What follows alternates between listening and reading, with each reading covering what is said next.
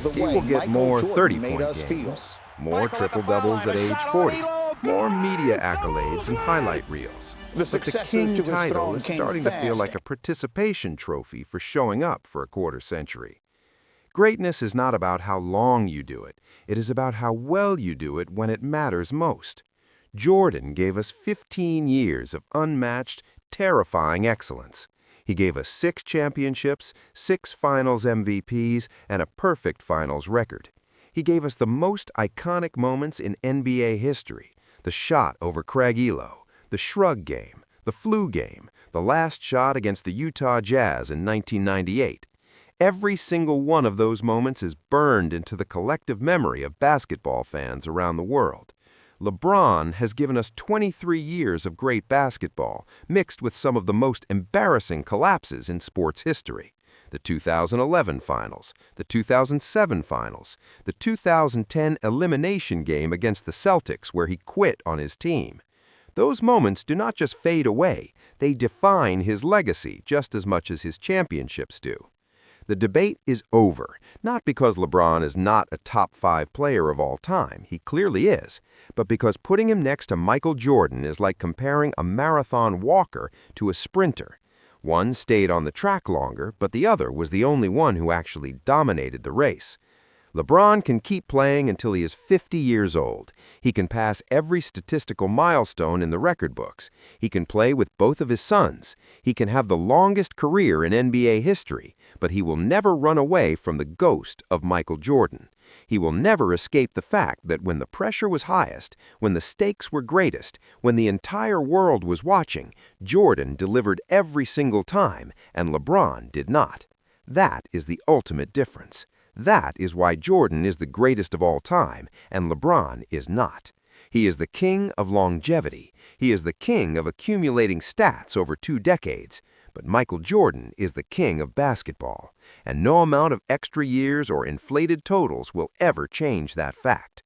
The truth is that LeBron's 23rd season is not proof of his greatness. It is proof that he is holding on to something that ended years ago. His championship window closed after the 2020 title. Everything since then has been about personal milestones, family moments, and media narratives. He admitted after the loss to Oklahoma City that the Lakers are not a championship team. So what is the point? Why is he still playing? The answer is ego. The answer is stats. The answer is waiting for Bryce. None of those reasons have anything to do with winning basketball games or competing for titles. Jordan would never. Jordan retired when he was still on top. He walked away from the game twice at the peak of his powers because he had nothing left to prove. LeBron is clinging to the game because he knows the moment he retires, the debate will be settled once and for all, and it will not be settled in his favor. So he keeps playing, he keeps accumulating, he keeps trying to build a resume that can match Jordan's, but it never will, because greatness is not measured in years, it is measured in moments, and Jordan's moments are untouchable. LeBron James is a phenomenal basketball player. He is one of the greatest to ever play the game. He has had an incredible career that will be remembered for generations, but he is not Michael Jordan. He never was, and he never will be. The 23rd season is not a testament to his greatness. It is a testament to his refusal to accept that fact. A crown you have to remind people you are wearing is not a crown. It is a costume, and LeBron has been wearing that costume for far too long. The debate is over. Jordan won, and deep down, LeBron knows it. That is why he is still out there at 41 years old, dealing with sciatica and arthritis, chasing stats instead of championships. That is why he is waiting for his sons to join the league so he can create family moments that will be remembered more than his actual basketball accomplishments in his final years. That is why the media has to keep pushing the narrative that longevity equals greatness, because without that narrative there is no debate, there is only the truth, and the truth is simple. Michael Jordan is the greatest basketball player of all time, and LeBron James, no matter. Teams are averaging 115 points per game. The game is faster. There are more possessions, more opportunities for stats. In the 1990s, teams were lucky to hit 95 points per game. The game was slower, more physical, more defensive. If you put 1991 Michael Jordan in today's NBA with no hand-checking, the freedom of movement rules, and the constant three-point spacing, he would not average 30 points per game. He would average 45. He would be at the free throw line 20 times a game. Defenders today cannot touch offensive players without getting called for a foul. Jordan played in an era where physicality was not just allowed, it was encouraged. The bad boy Pistons would clothesline him on his way to the basket. The New York Knicks would elbow him in the face, and Jordan still averaged over 30 points per game for his career. LeBron has the luxury of playing in an era where physicality is a flagrant foul. Jordan played in an era where physicality was a Tuesday night in Detroit. That context matters. It matters a lot. The final chapter of LeBron's career is becoming a distraction. In 2026, the focus is not on the Lakers' defensive rotations or their playoff seeding. It is not on whether they can make a deep playoff run. The focus is on whether LeBron will stay healthy enough to play with his younger son, Bryce, in 2027. This is the ultimate ego trip. He has held the Lakers' front office hostage. He forced them to draft LeBron James, a player who was not even projected to be drafted by most analysts. He is potentially influencing trades and roster decisions to fit his personal window, even though that championship window closed years ago. Can you imagine Michael Jordan forcing the Chicago Bulls to draft his son just so he could have a moment on national television? No. Because Jordan cared about one thing and one thing only: winning. LeBron cares about the narrative. He cares about how history will remember him. He cares about the stats and the milestones and the media coverage. Jordan cared about destroying his opponents and winning championships. That is the fundamental difference between the two players. Let's also talk about the marketing campaign that has propped up the LeBron versus Jordan debate for the last decade. ESPN, Nike, and various media outlets have pushed this narrative because it generates clicks, it sells shoes, it creates content. But the reality is that the debate was never close. Jordan has 6 championships, 6 Finals MVPs, 5 regular season MVPs, 10 scoring titles, a Defensive Player of the Year award. He did all of that in 15 seasons.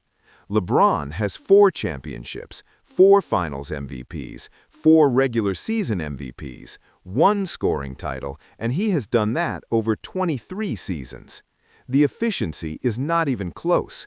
Jordan dominated at a level that LeBron has never reached. Even LeBron's best statistical season does not compare to Jordan's peak. In the 1987-88 season, Jordan averaged 35 points, 5.5 rebounds, 5.9 assists, 3.2 steals, and 1.6 blocks per game, while also winning Defensive Player of the Year. That is the most complete season any player has ever had. LeBron has never had a season that even comes close to that level of two-way dominance. Another argument that LeBron fans make is that he dragged weak teams to the finals. They point to the 2007 finals run as evidence of his greatness. But let's be honest about what actually happened. LeBron played in a historically weak Eastern Conference. He faced a Detroit Pistons team that was past its prime. He faced a New Jersey Nets team that had no business being in the playoffs. And when he got to the finals, he faced the San Antonio Spurs and got swept. He averaged 22 points on 35% shooting. He was completely overwhelmed. That is not greatness. That is a player who got exposed on the biggest stage. Jordan never got swept in the finals. Jordan never averaged under 30 points in a final series. Jordan never disappeared when his team needed him most. Every single time Jordan stepped onto the court in the finals, he was the best player on his own team. In 2011, Dwayne Wade was better. In some games during the 2013 finals, Ray Allen's clutch shooting saved LeBron's legacy. In 2020, Anthony Davis was just as important to the Lakers' championship run as LeBron was. Jordan never needed to be saved. He was the savior. As LeBron James enters the sunset of his 23rd season, he will undoubtedly pass more milestones. We are currently in February 2026, and LeBron James is doing something we have never seen before in NBA history. He is clocking into his 23rd season at 41 years old. He is dealing with right-side sciatica, arthritis in his foot, and carrying the weight of a $52 million contract. And while the media continues to tell you that accumulating more stats makes him the greatest of all time, there is a cold, hard truth that Lakers fans are starting to whisper in the nosebleed seats. LeBron is not playing for championships anymore. He is playing for a spreadsheet. He is chasing numbers on a stat sheet. He is extending his career not to dominate, not to win rings, but to pad his totals and wait for his sons to join the league. The longer he stays on the court, the more he exposes the massive gap between his longevity and Michael Jordan's dominance. While LeBron is busy managing his workload and taking games off for rest, we are going to look at the facts that prove the Jordan versus LeBron debate was never a real debate. It was a marketing campaign designed to sell shoes and generate clicks. So the question becomes, is LeBron James's 23-year career a sign of superhuman greatness, or is he just camping in the league to inflate his totals because he knows he can never match Jordan's peak? The first thing every LeBron defender screams when you question his greatness is the scoring record. 40,000 points, 50,000 points. As of 2026, he has cleared that milestone. And yes, on paper, that is a mountain. But let's look at the climb. LeBron is in year 23. Michael Jordan played 15 seasons in total. That is an 8-year head start. Think about that for a second. If you give a marathon runner an extra hour to finish the race, does that make them faster? Of course not. It just means they had more time to cover the distance. Jordan won 10 scoring titles in 15 seasons, 10 out of 15. LeBron has won 1 scoring title in 23 seasons. 1. Jordan did not need 2 decades to prove he was the best scorer in the league. He walked into the NBA, took over the scoring throne, and stayed there until he decided he was bored and retired. In 2026, LeBron is averaging about 21 points per game.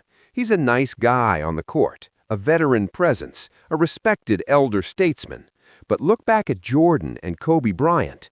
Nobody called them nice guys. They were out there to end careers. They were ruthless competitors who would rather lose their entire team than lose a game. By year 23, LeBron is playing alongside Luka Doncic, who is currently leading the league in scoring and carrying the Lakers' offense. LeBron has become the super role player with a max contract. Jordan would rather retire and go play baseball than be the second or third option on a team struggling to stay in the top 6 of the Western Conference.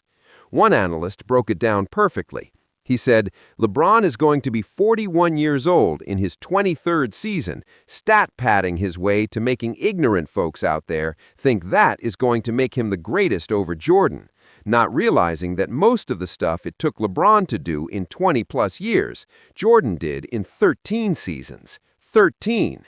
Jordan's prime was so dominant, so efficient, so peak-level excellent that he accomplished more in a shorter time frame than LeBron has nearly a quarter century. That is not longevity, that is dominance. And dominance is what defines greatness, not how long you can stick around collecting paychecks and triple-doubles against tanking teams in February. There is a statistic that will absolutely melt your brain if you are a LeBron fan. Michael Jordan, in his entire career before he ever won a ring, played 6 full years. In those 6 years, he only had 4 games where he shot under 35% from the field. 4 games. He was a metronome of excellence. Every single night, you knew what you were getting from Michael Jordan. Consistency, dominance, relentlessness. Now compare that to LeBron. When Jordan lost early in his career, he was still dominating. He dropped 63 points on the 1986 Celtics, arguably the greatest team ever assembled. He was averaging 45 points per game against the bad boy Pistons, a team that literally invented a defensive system called the Jordan rules just to keep him from scoring 50 every single night. LeBron's answer to the Celtics' defense in 2010? He put up 15 points in a season-on-the-line elimination game and then packed his bags for Miami. He quit on his team. He quit on Cleveland. He went on national television and announced he was taking his talents to South Beach because he could not win by himself. Jordan never needed to team up with other superstars in their prime to win. He built a dynasty with Scottie Pippen, a player who was never even a top 10 player in the league during Jordan's championship runs. LeBron has teamed up with Dwayne Wade, Chris Bosh, Kyrie Irving, Kevin Love, Anthony Davis, and now Luka Doncic. And even with all that help, his finals record is 4 wins and 6 losses. Jordan went 6 for 6, never lost, never even went to a Game 7 in the finals. When the pressure got high, Jordan's points per game went up.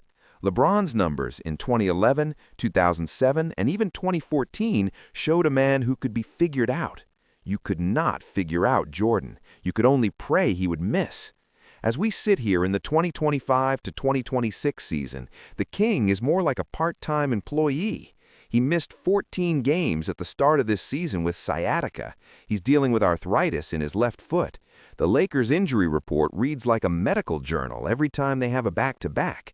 Lakers fans are starting to get restless. They're watching a 41-year-old take up $52 million in cap space while Luka Doncic does the heavy lifting. The trade deadline just passed, and while the Lakers are desperate for depth, they're stuck with LeBron's massive salary and the brawny factor. Let's talk about that for a second, because it is important. LeBron has turned the most prestigious franchise in basketball history into a family business. He's staying in the league not to win a 5th ring, because he just told reporters after a loss to the Oklahoma City Thunder that the Lakers are not a championship team. He flat out admitted it. He said the Thunder are a championship team and the Lakers are not. So if you're not playing to win a championship, why are you still playing? The answer is obvious. He's waiting for his younger son Bryce to enter the league. This is a retirement tour disguised as a career. It is the ultimate ego trip. Michael Jordan's retirement tour in Washington was widely criticized, but even at 40 years old, Jordan played all 82 games. LeBron has not touched 70 games in a season since 2018. That's 8 years of load management, rest days, and missed games. And yet the media still tries to tell you he's more durable than Jordan. No, he's just staying in the league longer while playing fewer games per season. Let's talk about the ultimate measuring stick, game score. This stat measures a player's total impact on a single game.